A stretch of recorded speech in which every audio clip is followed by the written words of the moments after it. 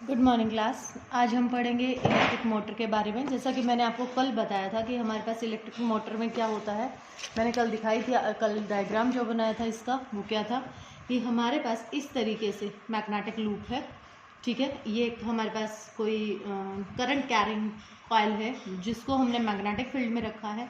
यहाँ मैंने slip rings लगाई थी, ये शाफ्ट थी, और यहाँ से हम क्या कर रहे थे, इस बैटरी से करंट प्रोवाइड कर रहे थे। तो क्या होता है अपने पास इलेक्ट्रिक मोटर, सबसे पहले अपने पास इलेक्ट्रिक मोटर जो है वो होती क्या है, यानी कि क्या किसको कहेंगे हम इलेक्ट्रिक मोटर। तो इलेक्ट्रिक मोटर जो है अपने पास, इलेक्ट्रिक मोटर क्या है, इज अ रोटेटिंग डिवाइस। एक रोटेटिंग डिवाइस है हमारे पास जो कि क्या कर रहा है, दैट कन्वर्ट्स किसको, इलेक्ट्रिकल एनर्जी को किस में कन्वर्ट कर रहा है, इनटू मैकेनिकल एनर्जी। तो ये हमारे पास क्या है, एक ऐसा डिवाइस है, एक ऐसी कहें कि एक ऐसी मशीन है हमारे पास जो कि क्या कर रही है, अपने पास इलेक्ट्रिकल एनर्जी को मैकेनिकल एनर्जी में क्या कर रही है, कन्वर्ट कर रही है। तो अपने पास इसमें जैसे हमने ये लिया तो हमारे पास जो ये आर्म्स है ए और बी, ये जो हमने यहाँ पर डायग्राम बनाया था, ये ए बी और ये सी डी, ये जो है ये इसके मैग्नेटिक फील्ड के क्या है, परपेंडिकुलर हैं to the direction of the magnetic field. और मैग्नेटिक फील्ड जो होती है हमारे पास आउटसाइड द मैग्नेट, वो कहाँ होती है, नॉर्थ टू साउथ होती है, ठीक है। तो हमने क्या किया है, इस तरीके से ये लिया कि यहाँ पर अपने पास क्या हो कि ये 90 डिग्री पर हो। कल मैंने आपको बताया था कि अपने पास जब हम फोर्स निकालते हैं तो फोर्स का जो फॉर्मूला था, कल मैंने आपको बताया था, फोर्स हमारे पास बराबर होता है किसके, I L B sine of theta के बराबर। और साइन थीटा की वैल्यू यहाँ पर हम क्या कह रहे हैं कि ये 90 डिग्री हो मैग्नेटिक फील्ड के साथ। तो फोर्स जो एक्सपीरियंस करेगी वो किसके बराबर हो जाएगी, आई एल बी के बराबर। तो यानी कि ये फोर्स जो है ये मैक्सिमम फोर्स अटेंड करेगी, और मैक्सिमम फोर्स के कारण से यहाँ पर क्या क्या हो जाएगा, टॉर्क प्रोड्यूस हो जाएगा। और उस टॉर्क की वजह से, टॉर्क जो होता है, ये एक और नई टर्म है आपके पास, टॉर्क का मतलब होता है रोटेटिंग फोर्स। यानी कि अपने पास कोई भी बॉडी जब घूमती है तो उसको सेंट्रीपिटल फोर्स रिक्वायर्ड होती है और उसको एक रोटेटिंग फोर्स रिक्वायर्ड होती है, and that rotating force is called torque. और टॉर्क जो होती है वो हमारे पास बराबर होती है किसके, force into perpendicular distance from axis of rotation. तो एक्सिस ऑफ रोटेशन से हमारे पास क्या होती है, इसका डिस्टेंस लिया जाता है, ठीक है। तो हमारे पास according to Fleming's left hand rule इस पर डायरेक्शंस लगेंगी। और जैसे कि हमारे पास मैग्नेटिक फील्ड है, अब यहाँ देखो अपने पास कि ये जो करंट था ये अपने पास कहाँ जा रहा था, ऊपर जा रहा था, और यहाँ पर ये मैग्नेटिक फील्ड क्या है, परपेंडिकुलर। तो जो फोर्स है, इस आर्म पर फोर्स इधर लग जाएगी और इस आर्म पर फोर्स इधर लग जाएगी। तो ये कुछ ऐसे, जैसे ये पेन की कैप अगर आप खोलते हो जैसे, तो यहाँ से इस तरीके से अगर मैं फोर्स लगाऊँ यहाँ पर, ये देखो यहाँ से ऐसे मैंने इसको पकड़ा और ऐसे, तो एक तरफ तो ये जो अंगूठा ये इधर फोर्स लगा रहा है और उंगली कहाँ फोर्स लगा रही है, इस साइड फोर्स लगा रही है। तो इस तरीके से ये क्या कर रहा है, फोर्स लग रही है, जिसकी वजह से ये क्या कर देगा, घूमना शुरू कर देगा, ठीक है। अब ये घूमना जब शुरू कर देगा अपने पास, तो हमारे पास क्या होगा कि ये रोटेट करना शुरू कर देगा। तो यहाँ पर अब ये कहाँ को जाएगी, नीचे, तो ये ऐसे घूमना शुरू कर देगी। तो एंटी क्लॉकवाइज ये रोटेट करना शुरू कर देगी, ठीक है। तो हमारे पास जो हाफ रोटेशन होगी, इस तरीके से हाफ रोटेशन, अब ये पलट के कैसे आ गई, इधर। तो सी और डी इधर हो गए और ए और बी इधर हो गए। अब करंट जो जा रहा है वो सी और डी में अब कहाँ जाएगा, नीचे। तो फोर्स इधर लगेगी और इधर। तो ये ऐसे ऐसे हमारे पास क्या करेगा, रोटेट करेगा, ठीक है। लेकिन अब हमें क्या चाहिए, फुल रोटेशन चाहिए। तो फुल रोटेशन के लिए हम क्या लगाते हैं, ये स्लिप रिंग्स लगाते हैं, जो कि ये क्या करती है, शाफ्ट को इसको क्या करती है, इस तरीके से गोल गोल गोल गोल रोटेट कराना शुरू कर देती है। और ये जो स्प्लिट रिंग्स होती हैं अपने पास, इनका काम क्या होता है, स्प्लिट रिंग्स का काम क्या है, दीज आर कॉल्ड कॉम्यूटेटर। इनको क्या नाम देते हैं हम, कॉम्यूटेटर्स नाम देते हैं। और ये अपने पास क्या करती हैं, the reversal of the current, reverse the direction of the force into the arms. और इस तरीके से ये आर्म्स के ऊपर क्या करती हैं, अपने पास डायरेक्शन को चेंज कर देती है। इसके कारण से कॉइल क्या करती है, and the axis rotated half a turn more in the same direction, और इसकी वजह से हमारे पास जैसे ही वो डायरेक्शन चेंज होती है उसकी वजह से वो आगे की तरफ हाफ डायरेक्शन में और चली जाती है। तो ऐसे घूमना ये क्या कर देती है, शुरू कर देती है। ठीक है, एक्सियल और वो रोटेट कर देती है। तो ये हमारे पास किसका काम है, मोटर का काम है। ठीक है, तो कम्यूटेटर को डिफाइन कैसे करेंगे, ये क्या है अपने पास, a device that reverse the direction of the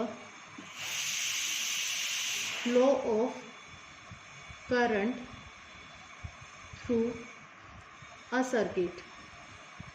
ठीक है, सर्किट में क्या करता है ये, इसका काम क्या है, चेंज करना है। अब अपने पास जो कमर्शियल मोटर्स हैं, जैसे हम मोटर्स यूज़ करते हैं तो उसमें हमें क्या क्या चीज़ें ऐसी करनी चाहिए कि जिससे अपने पास क्या बढ़ जाए, पावर बढ़ जाए, किसकी, मोटर की।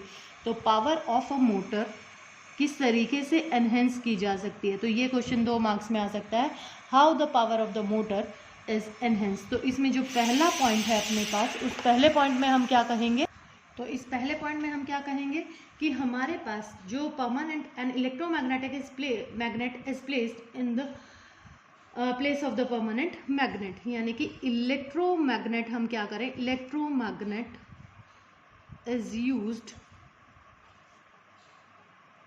Instead of permanent magnet. Permanent magnet की जगह पर हम क्या यूज़ करें, इलेक्ट्रोमैग्नेट्स यूज़ करें, क्योंकि ये स्ट्रॉन्ग मैग्नेट्स होती हैं, स्ट्रॉन्ग मैग्नेट्स होती हैं।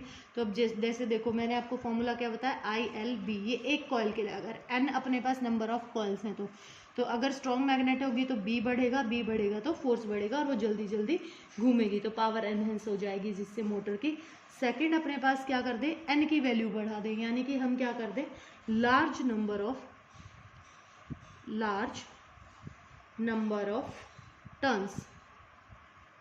टर्न्स की वैल्यू बढ़ा दें। तीसरा हम क्या करें कि जो हमने ये कॉइल जिस पर वाउंड किए हैं, जैसे ऐसे सोलेनॉइड बनाएंगे तो इसके बीच में क्या लगा दें, यूजिंग सॉफ्ट आयरन कोर। तो ये सॉफ्ट आयरन कोर इसलिए यूज़ की जाती है कि इस पर हम कॉइल को क्या करें, वाउंड करें। सॉफ्ट आयरन कोर को जब हम इस पे वाउंड करते हैं तो हमारे पास जो वो बनता है ना, उसको नाम देते हैं हम क्या, using soft iron core on which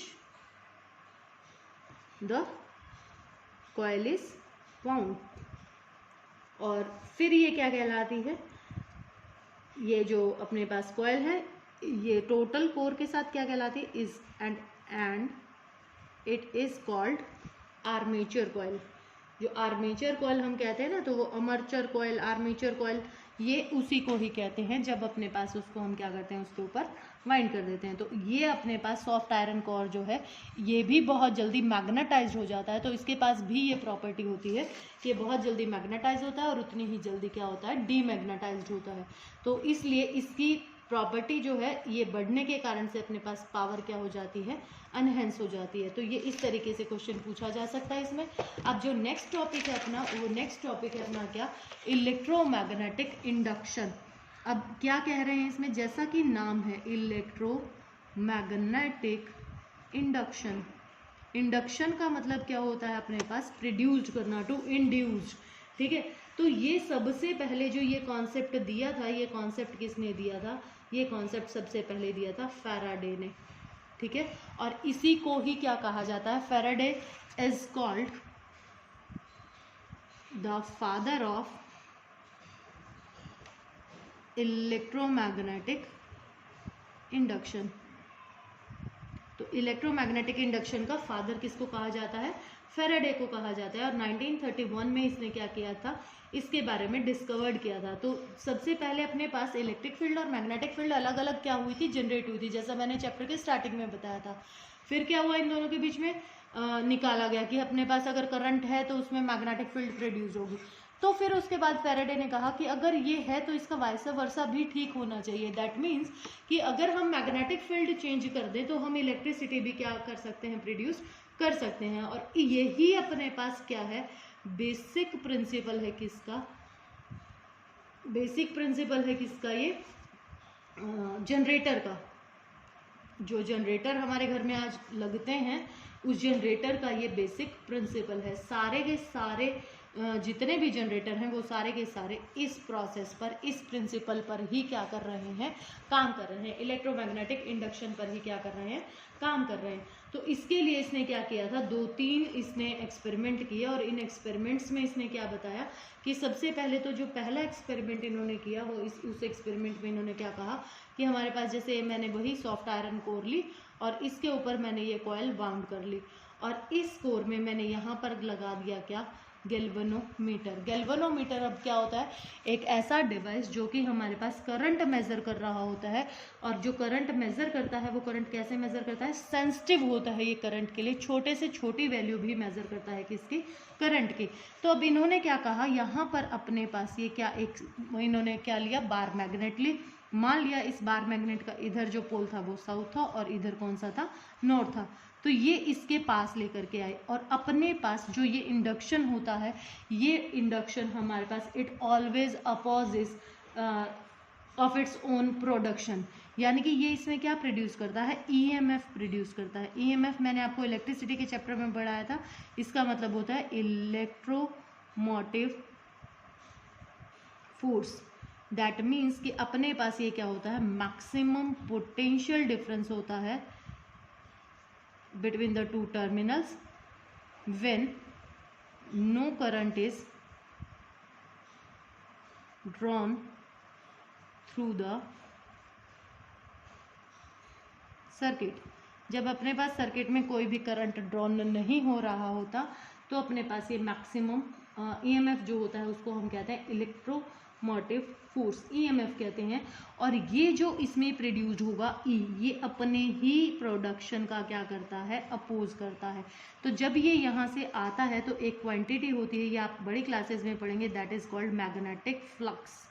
magnetic flux को हम डिनोट करते हैं किससे, फाई से, और फाई बराबर होता है बी डॉट ए से। यानी कि अब यहाँ पर देखो B A cos of theta, अब इनमें चेंज लाना है ताकि फाई क्या हो सके, चेंज हो सके।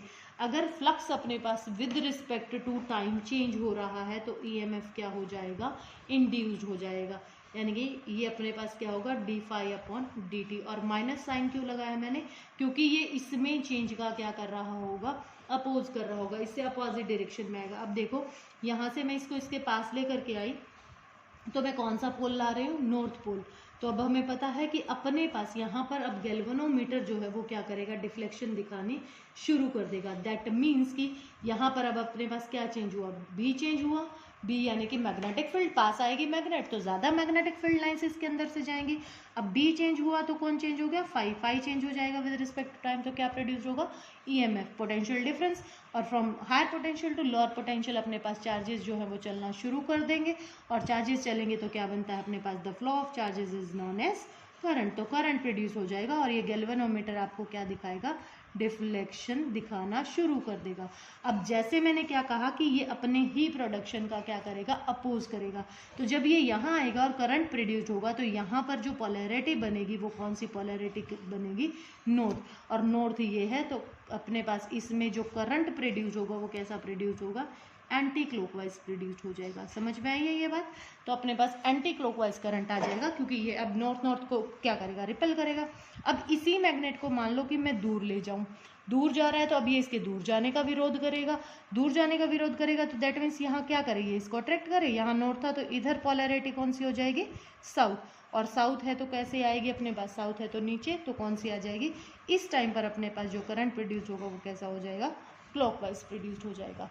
ठीक है, तो ये कॉन्सेप्ट है अपने पास किसका, इलेक्ट्रोमैग्नेटिक इंडक्शन का। तो ये इन्होंने प्रॉपर्टीज बताई अपने पास, इस तरीके से इन्होंने सेटअप किया।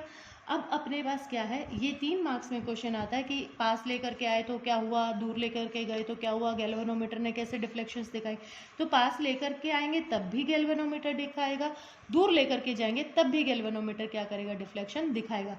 लेकिन अगर मैं क्या करूं, ये मैग्नेट लाकर मैं इसके पास रख दूं, इसके पास रख दूंगी तो दैट मीन्स इसमें अब एक बार तो चेंज आएगा लेकिन फिर उसके बाद ये स्टडी हो जाएगा। इसमें नंबर ऑफ मैग्नेटिक लाइंस बराबर जा रही हैं, एरिया सेम है, थीटा हम चेंज कर नहीं रहे, तो घुमा इसको हम रहे नहीं है, तो दैट मीन्स ये चीज़ क्या हो गई, कांस्टेंट। ये कांस्टेंट तो फाई कांस्टेंट, फाई में कोई चेंज नहीं आ रहा, फाई में कोई चेंज नहीं आएगा तो ईएमएफ नहीं आएगा, ईएमएफ नहीं आएगा तो क्या नहीं आएगा, करंट नहीं आएगा, यानी कि गैल्वेनोमीटर जो है मीटर कोई भी डिफ्लेक्शन नहीं शो करेगा, नो डिफ्लेक्शन।